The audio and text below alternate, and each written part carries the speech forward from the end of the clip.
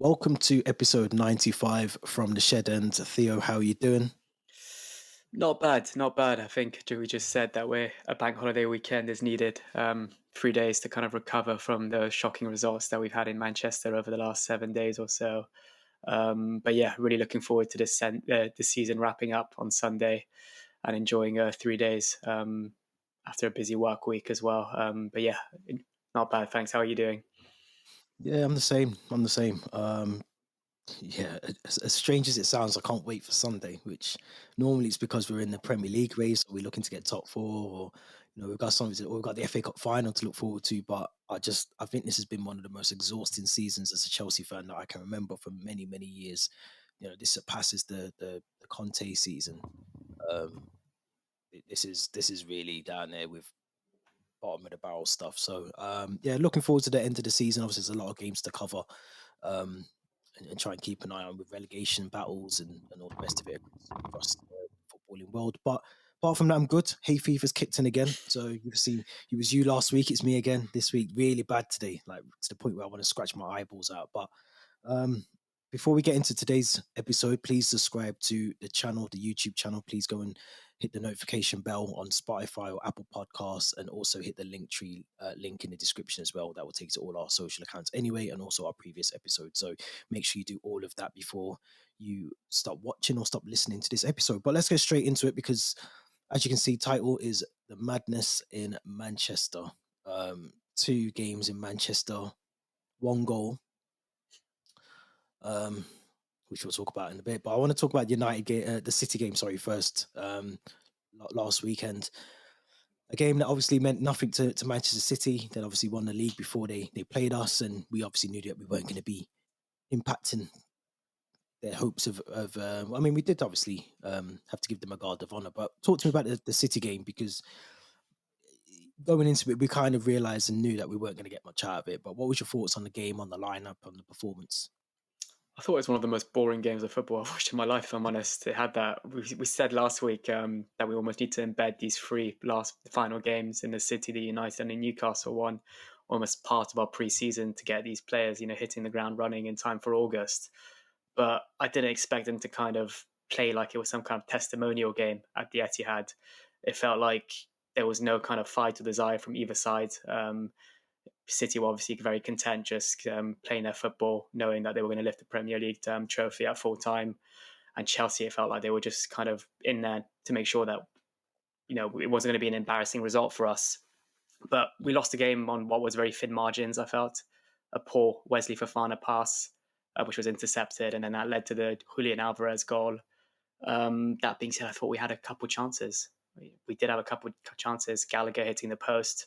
I think Ortega made a good save from Sterling in the first half. I'm trying to remember how the game planned out now. But yeah, there were a couple chances for Chelsea. So at times we were unlucky. But that being said, that's been a story of our season, just not being clinical enough in front of goal, missing sitters, not taking our chances.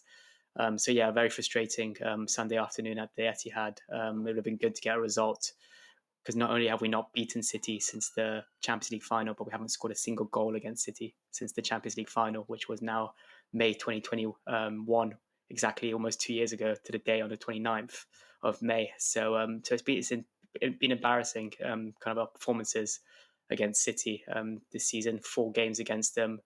I think it's been 8 goals conceded in those 4 games and 0 scored. So it's not been good enough. And that was a very rotated City side as well. The likes of Calvin Phillips, Cole Palmer. I think you've said it perfectly in your kind of assessment of Azpilcueta this season. Cole Palmer had Azpilcueta on toast. It wasn't a good matchup at all. Mm. But yeah, frustrating afternoon. I was expecting him a bit better, but like I said, we lost the game on the thinnest of margins. Yeah, good assessment. I think that kind of sums it up really. I think you looked at the City squad. You mentioned just some of the names there. Sergio Gomez as well, Cole Palmer, Rico Lewis, Calvin Phillips, who has been a shadow of the player that he was at Leeds United, coming into the team. You do sense that there was opportunity to take something away from that game just with the number of changes. And people will say that Pep can put out a second team and it's still a very quality team, and we know that we played them in the League Cup and in the FA Cup this season. But it just screams to me that and then we always zone in on the players a lot, and I know a lot of people done that yesterday, and rightfully so as well. But you have to think about some of the tactics, what's going on, because we went back to a back five for City, we went to a back four yesterday. A lot of swapping and changing. There's no consistency with the lineups, which we've spoken about even before Lampard, probably going back to Graham Potter as well. Um, but Azpilcueta at right wing back against Cole Palmer was always going to be a disaster. I mean, he's a very talented player, and obviously Azpilicueta's coming to the end of his time. It's more than likely in England anyway. Um, Lewis Hall, I thought, was probably the standout player in both the Manchester games, more so yesterday. But even in the City game, I think he was the one who put the cross in for Conor Gallagher when he hit the post as well. He was always looking to get forward, on the counter on the left side as well. And I just think he's someone that we have to wrap in cotton wool, but also utilize a lot more next season, because there's a lot of qualities in Lewis Hall that I like about a left back or a left wing back going forwards. But I thought for the goal. I thought for the goal. I mean, we kind of, it was just too easy. I mean, it was just. I think it was Silva that was probably the one that potentially could have closed down Alvarez for the goal, but it's just so easy. I mean, we gave him acres of space, time on the ball, time to pick which corner he's going to put the ball in, and when you go 1-0 down against Man City, it's an uphill struggle, an absolute uphill struggle to get back into the game, and um, it was just, yeah, it was just a difficult game to go into, and as expected, dominating possession. I think they had 65% possession of the ball, um, but we had chances. I mean, we have to remember, like you said, I think Raheem Sterling had a really good chance. I think Kai Havertz, again, I think from maybe Lewis Hall's ball into the box, but he just didn't execute the header. He almost looked down before the ball was coming towards him, so he didn't know where to put the ball. So we had our chances, and I think on another day, I would have expected us to potentially try and get a point out of that game, but it was just more of the same. It's poor from us. But let's move over to last night's game, because I feel that was even worse in terms of the performance, in terms of the lineup, in terms of the changes that were made with putting Trevor Chalobah, who has been filling in at right back into a centre back position. With Wesley Fofana, you lose that experience with Silva on the bench. I think Koulibaly was on the bench as well, so you've got two experienced centre backs, and then bringing Aspie back into it, where again I would have rested him. He went down a few times, looked like he was injured, but I thought if he's injured, he doesn't want to miss that last game on Sunday. So, and maybe the same for Thiago Silva, which I spoke to you about last night on WhatsApp. But just in terms of the game itself, I mean, 4-1 is a crazy scoreline to walk away with. But um, give me your thoughts on the lineup first of all, because again, it went back from a back five to a back four. Enzo seemed to be the only sort of six DM sort of player in there. There was no one supporting him, and he had Carney Chukwuemeka and Conor Gallagher ahead of him. It just seemed like a bit of a trial and error. Let's see how we get on with this formation, and hope for the best. Yeah, it felt like Lampard had one eye on the game on Sunday against Newcastle, or whether that be Silva and Azpilicueta's final games. Maybe he wanted to keep Silva fit and ready for that one. But in terms of the lineup, you can't play a back four with Chiloba and Fafana as the two centre backs. It's a recipe for disaster. And the proof is that the pair of them look like headless chickens out there at Old Trafford last night. I think a calamity of errors led to a couple of the goals, particularly the Rashford one, the fourth one. Fafana, I don't know what he's doing for the giving away that penalty. He gets nutmeg, and then out of frustration, he just treads on Fernandez's ankle. I mean, of course, being Bruno Fernandes, he made a massive meal out of it.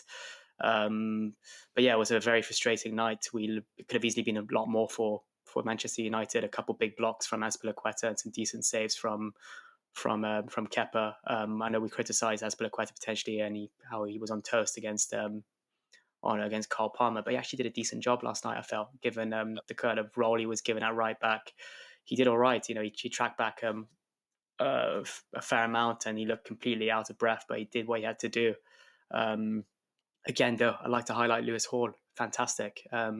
We spoke a lot this season about not only can't we score, but we're not creating enough chances and we're not putting the ball on the plate for these players. But Lewis Hall, fantastic. His delivery last night, I think he had a couple shots on goal, which is great already. That's what you want to be seeing from one of your fullbacks. But he put on a plate, I think, three times. It might have been two of the three for Mudryk, Gallagher, and then Havertz, and all three of those players just couldn't finish it.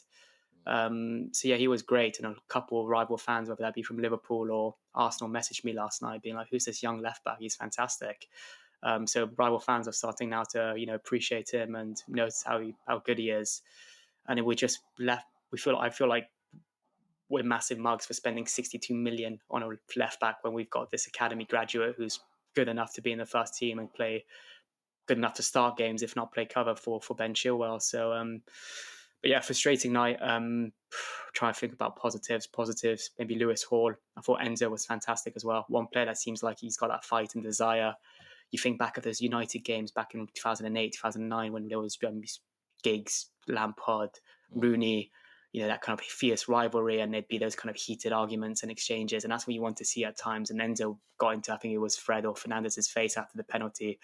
I'm not into all that shithousery, but sometimes it's needed in these type of games and to kind of reignite that rivalry. And he had a kind of that fire in his belly, and he was the only one. We spoke so much about lack of leaders in his team, and it looked like there's a bit of a disconnection between the players and the fans, or the players and the club. But Enzo seems to get it, and I think that Lampard even said that he's got that quality in him to be a Chelsea player, and he knows what it means to play for Chelsea. So I thought he was fantastic. Maybe another positive: first goal United have conceded in, I think, 11 hours at Old Trafford. But it came way too late in the game and just a consolation. Good finish though from Felix, really good finish. But yeah, just another frustrating night. You think back at Lampard's first game in charge of Chelsea in the Premier League, 4-0 4 at nil. Old Trafford, and his final away game in charge of Chelsea is going to be a 4-1 defeat. So not much has changed in between, let's be Improved. honest. He's improved Slight slightly. improvement, slight progress, baby Yeah. steps. Yeah, I mean, you've covered the positives and a lot of the negatives, but I think yeah, there was it was a shit show of a performance. It really was. It was a poor, um, poor display from professional footballers. If I'm honest, Mudryk had a really good chance. I think it was again might have been Lewis Hall that Mm. squares the ball to him, and for 88 million pounds, you've got to do better. You've got to get it on target at least, and attempt to make the keeper make a save. But not just him. You could say that Kai Havertz was in and out. There was times where I felt like he was hiding on the pitch where he doesn't want the ball, and it's frustrating to watch when some of the changes that we make in some of the lineups that we put out. Madweki coming in, I thought you can see what he's trying to do, but the end product isn't there with him. So it's really frustrating when you've got someone who's got something about them, but just that final third, that final ball, that final attempt on goal just isn't there for him. And that's hopefully going to come over time, especially if Poch comes in and can nurture that into him. But, like you said, playing Chalobah, who we have to remember is filled in, been out the team, been in the team, played at right back, been out the team, to put him back as centre back partnership with Wesley Fofana was always going to, and to not have that cover as well in front of him, just Enzo on his own in front of him. It was a recipe for disaster. I think it just was always going to end in that way where we were going to get thrashed. Like you said, it could have been more than four. It really could have. United had their chances. I just don't know where we go from here because, like you said, Azpilcueta, Thiago Silva, both over the age of 30. I think Silva's reaching nearly 40 years of age. We're looking at those as our most experienced players and the ones that we shouldn't really be looking at anymore. We should be looking at someone like Wesley Fofana, Koulibaly. Um, I do have to question Frank Lampard yesterday a lot. Um, seems a very stubborn manager who doesn't want to change, adapt, and this isn't just as a Chelsea manager. I'm thinking back to his time at Everton, his first stint at Chelsea. He just doesn't seem to grasp when something needs to change, and when it does change it's always for the wrong. Like Felix was on, I think Havertz stayed on for 85 minutes. Conor Gallagher was the same as well. Two players that you think would maybe get subbed off a lot earlier. I think João Felix comes on for Kai Havertz, and then David Datro Fofana, I think, takes the last 8 minutes of the game. Surely at that point, when I know you're 4-0 down at the point when Felix comes on, so it's kind of pointless, or 3-0 down. But you've got players on the bench, utilize them properly. We're bringing on players that, Christian Pulisic, who I didn't think was effective when he came on as well. Um, it's just I have to question the subs that come on and the timing of them. And I've said that not just about Lampard, about Tuchel, about Potter, about that's one of the most key things I think in football, reacting in the right way. And if you don't get that right, then I think at times you just, you're setting yourself up for disaster. I did want to pick up on a point that you mentioned actually around the sort of handbags between Enzo and Fred. I noticed there was hardly any Chelsea players supporting Enzo Yeah. at the time. I think Chalobah came over at one point, I think, um, but there's no one around. And as you mentioned, the Rooney days and Lampard, you all go and defend each other. You're a team, you back each other, and there was none of that on the pitch. And it just shows you the contrast of where we are as a team at the moment. The fact that it's so disjointed, they're almost playing as individuals and not really playing as a team. So as I said at the opening of this, I can't wait for the season to end because I think we really do need it. I think we need to just press restart. I liked your tweet yesterday, the Men in Black GIF, if no one's seen it, but I think that is literally it. We need to restart and go again, regroup, and just blank canvas, start from the very beginning. Um, but yeah, S- nothing really to take from the game at all. 6 p.m. Sunday. That's all I'm saying. Yeah. This nightmare season will be over. Yeah, agreed, 100%. Let's move it on slightly. We've mentioned him a couple of times already. Cesar Espilicueta, very surprised to see him start yesterday, but a lot of talk about, is this his final game on Sunday at Stamford Bridge, the final farewell? You probably at least 99% say it is. He wanted to leave last season. There was talk about it in the press conference earlier in the week, and a question that was put towards Lampard was, is there going to be farewells on Sunday? And he didn't really come out and say that there will be, there won't be, but I think we'll know from the reactions of some of the players. Maybe even I'd assume the full squad's going to be there for final game. The injured players, the Mason Mounts and Reece James will also be there. You'll probably see from their reactions how it's going to go for them over the summer. But what's your thoughts on Azpilcueta? I mean, he's had a very it's a horrible way for him to go out because obviously he's going out on probably the worst Chelsea season that he's played under. But he's also got to look at the accolades and everything he's won and some of the teams, the better teams that he's played under, and some of the better managers as well. So just assess probably in a very high level way of his career at Chelsea. He's won it all. He's won it all, and There you go. he's been our captain since 2017, I think. After kind of Gary Cahill was um, kind of got dropped by Maurizio Sarri. But no, he's been a fantastic loyal servant to our club. Thinking back at the days where he was so versatile, I think when Mourinho first came in, he was playing left back. We need to remember that. I think he kind of Cole was dropped to the bench because Azpilicueta was so strong left back, and there was that famous Mourinho quote where he said, "I think give me 11 Azpilicuetas and I'll win you the Champions League." Um, and then I think he played in a back three under Conte as part of the centre backs, and he played right wing back under Thomas Tuchel. He's been fantastic, and he's also been. We mentioned not having a lot of leaders, but he has been one of our leaders, maybe alongside Thiago Silva in the last couple of seasons. He captained us to Club World Cup glory, Champions League glory in Porto. He's always seemed to understand what it means to be Chelsea. I think his kids were born here now. Um, I've met him a few times, and he's always so smiley and friendly and a really nice guy when you fans get to meet him. Um, yeah, like you said, he's been getting a kind of some criticism in the last year, but it almost feels cruel to give him criticism in the kind of roles he's been playing in this Chelsea side. That feels, like you said, so disjointed. I think we should judge him on everything we've seen from Azpilicueta up to maybe last summer, where he had that where he could have bowed out, having just won the Club World Cup, the Super Cup, um, and having taken Chelsea to an FA Cup and League Cup final last season. And no, he's been absolutely fantastic. And I listened to your latest video and how, in my eyes, he is a legend. I definitely think he is a legend. When you've won every single trophy there is to win at Chelsea, and you contributed to such extraordinary campaigns, and you played under so many different managers and adapted to their systems and playing styles. But also he stayed so professional as well. Yeah. There's so much that's gone wrong during the time he was at Chelsea. The new owners coming in, the the sanctions that took place last season, the kind of COVID period as well, where we couldn't play with fans, and he was our captain during all those periods and that amount of time. So no, really fantastic and loyal servant to the club. I think it was a recent game. It might have been trying to think, but I think it was the Fulham game at home where he amassed 500 Premier League appearances, or 500 appearances for Chelsea, should I say. I think any player that's ranked up 500 appearances for a club means that they're valuable to the team. They're an asset. They're an extraordinary player. So it's going to be emotional Sunday. I said I'm looking forward to the season finishing, but I'm also not going to lie. I'm glad I've got a ticket to Sunday to kind of give Azpilcueta, should it be his final game, the appropriate farewell he deserves. Yeah, it's a sad. I mean, it's a sad.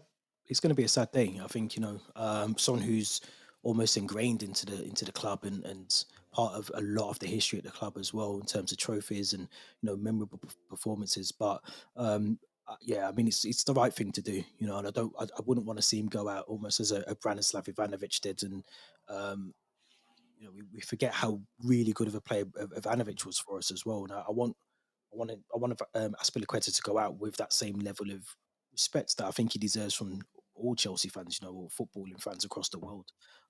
Very good player, and in a way, I mean, with the news that Reece James, who was in line to start on Sunday, is now injured, it does. And we know Malagusto hasn't got the best of injury records so far. I think he's injured currently at the moment as well. So there is going to be a gap at that point in the right back position. We criticise Aspilicueta. I've done it myself many times on here and said that his legs are gone. That's a fact, not a criticism, I suppose. But um, it's going to be difficult to fill that void because he does come in. We got to see it last night as well. He comes in and he does still put a shift in, whether his legs are there, his heart's in the right place, his legs might not be, but he always tries to put in a really good shift. And he always puts in a really good performance, in my opinion. So he'll be a massive loss, and I'm sure. Yeah, I'm sure if he does start on Sunday, I'm sure he'll get the best reception he can at Stamford Bridge. Definitely, yeah. I think there's a banner that's being displayed for him. I think in the shadow of Matthew Harding, and that's very fitting for the kind of situation um, on Sunday. So yeah, looking forward to that. And it's going to be, like I said, an emotional day. I'm sure there'll be some nice tribute videos and posts kind of going around social media in the coming days as well. 100%. Let's keep it on defenders because I know someone that got up on the wrong side of you yesterday was Levi Colwill. Not just you, not on your own there. Obviously, we're losing 4-1. He's out with, I don't know if it's an end of season party or if it's just him and Billy Gilmore together because it's a Thursday night and they just want to go out and have a little bit of session. But Levi Colwell, for anyone who hasn't seen the pictures, was I can't even say he was caught out. He was out. He was tweeting the pictures himself of him and Billy Gilmore out enjoying what seemed to be a end of season party or something. But question for you is: was it the wrong time? Was it ill timed? In terms of obviously not, he's still contracted as a Chelsea player. Is he's still a Chelsea player, albeit on loan at Brighton? And also the fact that we were getting hammered 4-1 as well at the time when the pictures were coming out. Was it just ill timed? Is it being blown out of proportion a little bit? I'm still very on the fence on this one. Obviously, he's very aware of the result that's happened with Chelsea. Like you said, he's still under contract with Chelsea Football Club. Chelsea are his parent club.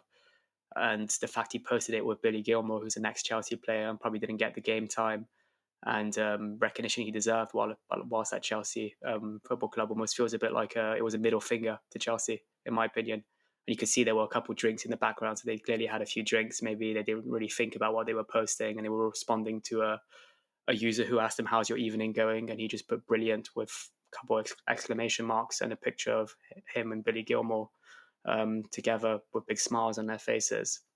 So it feels like the timing was very inappropriate. Um, and he should know better as well. I think any kind of professional footballer shouldn't really be posting something like that, especially when you're on a night out. Your blood is infused with alcohol. It just doesn't really kind of sit well with the fan base. And I read all the responses from the Chelsea fans, kind of saying like, what are you doing? Like you're mocking us. Um, we don't even want you to come back anymore, which I still think is stupid. I'd love him to come back because he's a fantastic player, but it kind of goes to show that kind of immature side that these maybe young. We forget that these footballers are still very young, and there's still so much you need to learn about the professional game, but also just conducting yourself as a professional athlete on and off the pitch as well. Yeah, I'm very much on the fence, but more to the side of he was just letting, no pun intended, because I don't have any hair, but he's just letting his hair down. I do think that he's had a very like long season, and I think it was ill timed, 100%. I think he could have probably not posted the picture, or posted it the day after, or posted at the end of the season when the season's over. I think that is, and without adding this in as well, obviously there was the interview that he did with the Athletic where he he had to be reminded that he still is actually a Chelsea player, not a Brighton player. So it tells me that he's putting feelers out there. He loves Brighton apparently in terms of the season he's had. Obviously, Billy Gilmore's there, who he would have played within the development squad at Chelsea as well. So I don't know. I think I get the frustration from Chelsea fans, and rightfully so. But I do think he's just probably out just enjoying himself. And I think the wrong thing he's done is pull it on the internet, because when you put something on the internet, you open that door for comments, abuse, and all the rest of it. And like you said, players, fans saying we don't want you at the club. You're not even that good of a player, and just things like that. It just opens that door. Um, Very ill timed, very very silly. To do that, especially, I mean, yeah, the season isn't even over yet. I mean, we've still got another game on Sunday. So as you said, to be drinking a couple of days before the final game. I know that again they've got European football, so for them Sunday is probably a day where the manager's probably said, "Look, you're probably not going to be starting on Sunday, but you would expect him to be if he's playing his last game for his loan club." So it's a really difficult one to kind of judge, I think. But at the same time as well, I can see both sides. I can see why fans are annoyed. I can see what's got their backs up, but at the same time as well, I just think, like you said, he's young. We Mm. forget how young these players are, how much money they have accessible to them as well. So, they've probably been very strict all season, and they couldn't just wait one more game to finally go out and have a couple. It looked like a couple of cocktails. It wasn't even like a decent drink. It was like a mojito or something he was drinking. But yeah, it is what it is. I think, hopefully it doesn't overspill into something bigger than it needs to be, and we can hopefully put it under. I was gonna say under the bed. That's not the right saying, is it? Under the carpet. Brush it under the carpet. Brush Yeah, it under you the carpet. you would hope that when he reports back to Cobham, 1st of July, Yeah. we could just With his brush this tail, under the tails carpet. between his legs. Yeah, we could just move on really, because I still think he's a fantastic player, and Yeah. especially we spoke about Azpilcueta and Silva. They don't really, we can't really see them be at Chelsea for more than a year now. He's going to be that one that he needs to fill in and also kind of maybe man up and kind of accept a bit of a leadership role at the club as well, being an English talent. So yeah, hopefully we can just brush this under the carpet and move on now. Yeah. Fingers crossed we keep him as well. But let's move on to Todd Boehly, who not today, this week announced that he's planning on stepping back from some of the duties that he's been dealing with or he's been responsible for at the club at Chelsea. Now that the structure seems to be in place underneath him, he's able to step back and take a more quieter role next season. Seems like it's a bit too late in the day for him to do that, in my opinion. I think that should have happened a lot earlier. But what's your thoughts on Todd Boehly announcing or coming out and saying that he's looking to go and do other ventures elsewhere away from Chelsea? I think it's about time. Like you said, it may be a bit too late. He's tried it for a season. It clearly hasn't worked out. He's tried to get way too involved and it hasn't worked out either. I think he's allocated 50% of his time to Chelsea Football Club, and that's dropping down to 20% as of next season. If only he could drop down to 5%, and he's the only one. He's the only guy who just pumps up money. You didn't really feel like Abramovich was as involved as he was.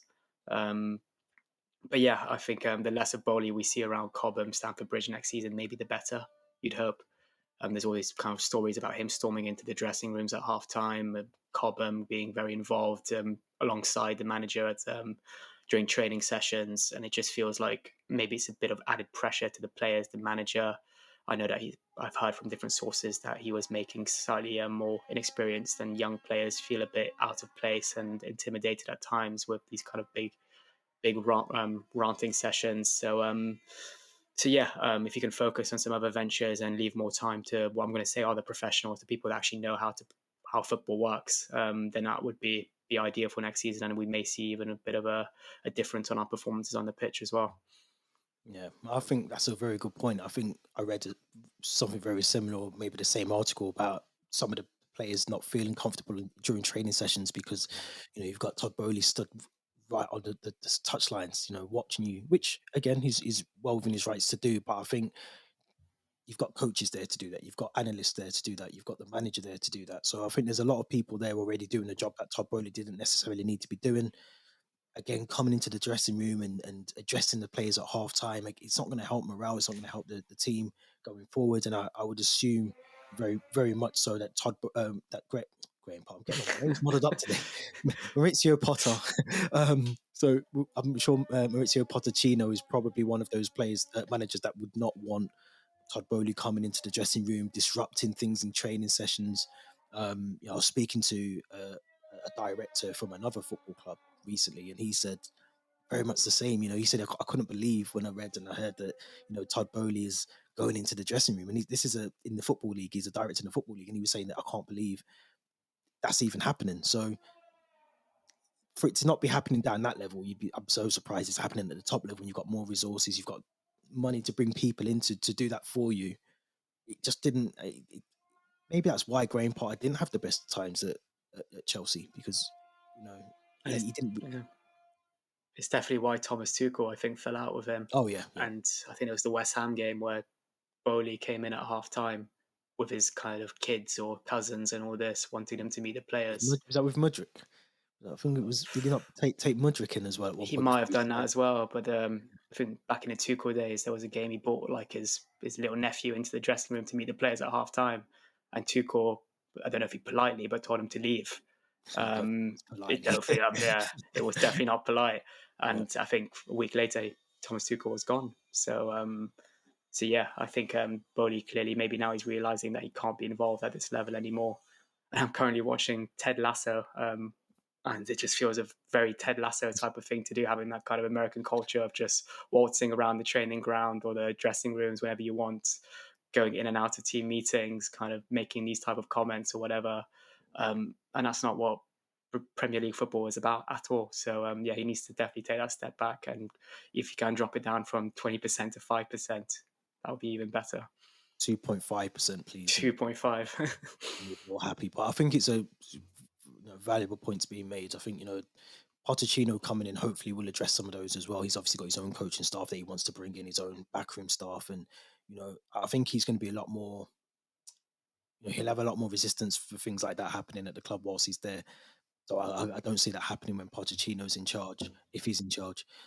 But yeah, any sort of it should be the way anyway. You look at other clubs, you don't see other owners or anyone else walking in at half time or being caught on film, talking about Chelsea in a way that he does. Sometimes he'll talk to a fan, or I think there was a moment when we played the second leg against Real Madrid, and one of the paparazzi asked him, he just sort of said, "Yeah, we're going to win 3-1 or 4-1," and it's just walk off and go into the car and just don't say anything, because again, that's added pressure on the players as well. As much as people don't think it is, but if the players think, Jesus, that the owner wants us to go out and win 4-1 against Real Madrid, it's just added pressure. So whether it's flippant or not, a flippant comment, then it's still out there in the world for people to interpret how they need to interpret it. But yeah, any reduction in involvement from Todd Boehly is a good thing, in my opinion.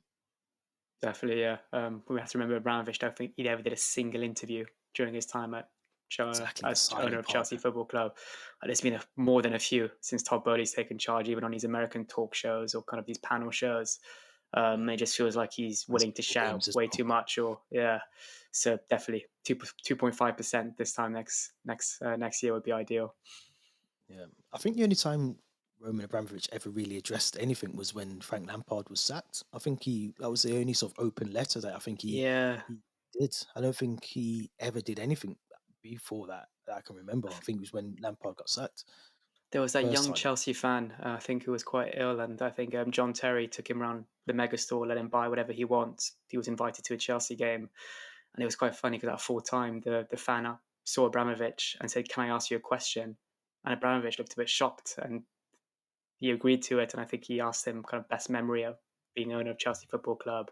And that was the first time I think I heard Abramovich speak English, because you don't really hear Yeah, him kind of yeah, address the fans or the kind of the press or anyone really. So it felt a very kind of. And he was a very shy owner as well. yeah, yeah, yeah. Just his It's body not a bad thing. language and his demeanor. It's not a bad thing at all. Whereas Yeah, Todd Bowley's the polar opposite of that. yeah. He wants to be known. He wants you to know that he owns Chelsea and got involvement in it, which is a very bad thing. Let's move to Sunday before we got ourselves in trouble with Todd Bowley. Let's move to Sunday. Newcastle. I'm not going to say it. It is a nothing game. It is not a must win. We are not going to win this game. But give me. I mean, there's not really much to talk about in terms of the game itself. I think game kind of will play out how it plays out. But in terms of the lineup and looking back to the two games in Manchester recently, for me personally, the lineup, the predicted lineup I had out for yesterday's game is actually the lineup I think I would go with tomorrow, bar maybe Azpilcueta coming in for Trevor Chalobah. I think Mm. I would give Aspie, or maybe I'd bring Aspie on actually, and I wouldn't start him, and I'd sub him on so he can finish the game. But what's your thoughts? What would your lineup be going into that final game on Sunday? Yeah, I think if Koulibaly was fit enough to be on the bench for I think our last two fixtures, then he's fit enough to start, in my opinion, and that Yeah, gives us an extra kind of body in defence or centre back. So I could potentially go over back three of Silva, Koulibaly, Azpilicueta with Loftus Cheek at right wing back potentially, Hall at left wing back. That could be an option. I think Enzo's got to start his, I don't know what it is, maybe 16th game in a row since he's joined Chelsea. Um, Potentially alongside, trying to think, maybe a Carney or Gallagher again if Loftus Cheek is at right wing back. I think Jao Felix has got to start this one. He's looked good. I didn't really go into too much detail about it, but I'm not the biggest fan of Mudryk in the 6 months I've seen him play so far. Um, he hasn't really shown me enough to warrant why we paid, I think, 70 odd million for him. If Sterling's fit, maybe it's another game for him to come back to with. Trying to think now, Madueke or whoever else can yeah, play on the other side, or if it's Ziyech or Pulisic's final game as well. Maybe yeah, Lampard will want to give them a start. But yeah, there isn't really much to preview of this game. Like you said, it's just one of those ones you're just going to count down the seconds and the minutes until it's over.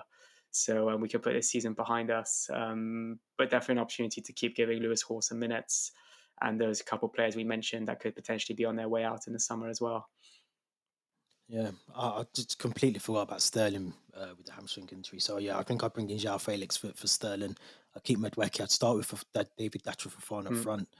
I think Kai Havertz just doesn't won't will not show us anything going forward. So I think we've got to change something there. And like I keep saying, we need to see whether Fafana needs to stay at the club next season or if he does need that loan. I don't think we can just send him on loan for the sake of it.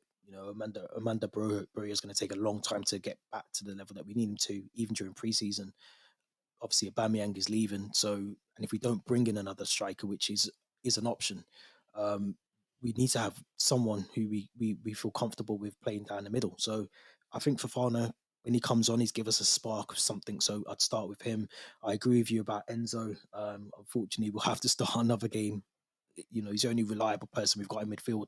I would start with Aspie. I think I'd start with him, and I'd put Ruben Loftus Cheek alongside Enzo Fernandez in midfield. I think he needs that protection, otherwise we're just going to get opened up like yesterday. I'd stick with Carney Chukwuemeka, who I thought was, as we've both said, played really well against Manchester United, and Lewis Hall left back. Um, but yeah, I don't know. I don't know what else to say about the game. Yeah.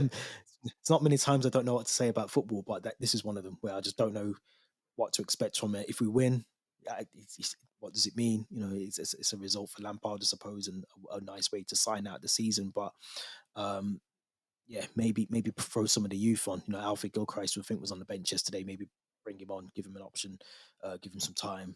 But yeah, it is really a nothing game. It really is. Yeah, I would have said throw some youth in, but I think a lot of our youth players are already representing England at the under 20s Yep. World Cup. I think Harvey Vale's there. Yeah. Shea Sherman Lowe, I think, Humphreys might as be there well. too. Um, but yeah, it's a bit of a nothing game. As long as we don't get embarrassed, and maybe if we can snatch a point, that would be ideal. Um, but yeah, a very good Newcastle team as well. So it could be quite embarrassing. It might be a question of how many Miguel Almiron, Callum Wilson, and Isaac score combined Yeah. together. Yeah. So as long as it's not a kind of a shit show performance like we saw at Old Trafford, where we just gift these teams chances and opportunities to score, then that'll be ideal. But if Silva slots back into centre back, you'd hope that kind of wouldn't be the case. Just to have that kind of stability and leadership that we need in defence. But yeah, 90 more minutes of 2022-23 Premiership football to go. Then it's all over, all over. Yeah, definitely. Literally, as we've just been recording, obviously Frank Lampard's held his press conference and it's confirmed that Reece James won't be playing on Sunday. So it will be makeshift right back or Azpilcueta playing. So yeah, he's not been able to recover from the injury for the hamstring. Mason Mount is also unlikely to feature against Newcastle United. So there you have it. I'm not even going to give you guys a score prediction because why bother? Have we Why gotten bother? one right this season? I don't think I No, have. no, No. I haven't. I think I might have got one early on in the season when Potter was here, but yeah, I mean, this season has been a write off, hasn't it? So no score predictions because let's be honest, it could be 7-0 by half time if we're not careful. So but please make sure you subscribe to the channel. Please make sure you go and leave your predictions in the comments by all means. Let us know your predicted lineups as well. Make sure you hit the Linktree link as well. Social accounts will be available all there, all our previous episodes as well. Theo, one more episode to go until the season is over, and then we can start talking about some of the fun stuff. Like, we got a lot to cover in the summer, so I'm sure we'll be able to make a good list of things to record and talk about during the preseason or before preseason as well. But episode 95 from the Shed End. Thank you very much for watching, or if you're on audio, thanks for listening. We'll be back next week with another episode.